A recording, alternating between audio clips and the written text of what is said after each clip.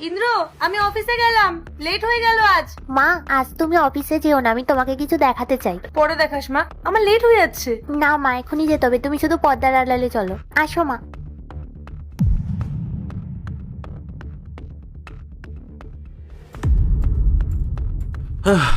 যাক, এতক্ষণে পায়ে চলে গেছে।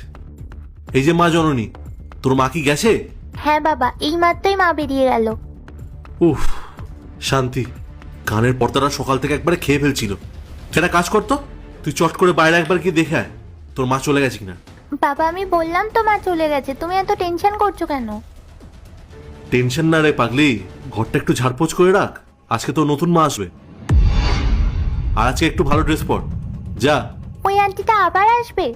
আমি কোনো ঘর পরিষ্কার করতে পারবো না। আমি কেন ঘর পরিষ্কার করতে যাব? আর বেশি মুখে মুখে কথা বলিস না, যা বলছি তাই কর। যাবি এখান থেকে? যাচ্ছি বাবা।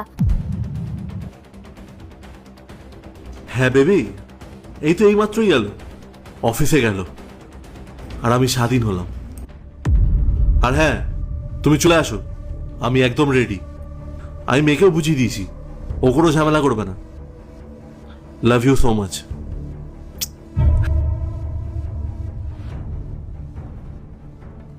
কত দেরি করে এলে স্নেহা, বলো তো? আমি কখন থেকে তোমার ওয়েট করছি।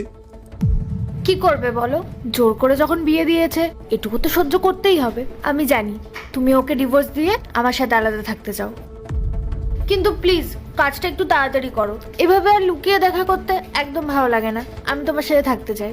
যাক, তুমি অন্তত আমাকে বোঝো। ওই মেয়েটার থেকে তুমি হাজার গুণে ভালো।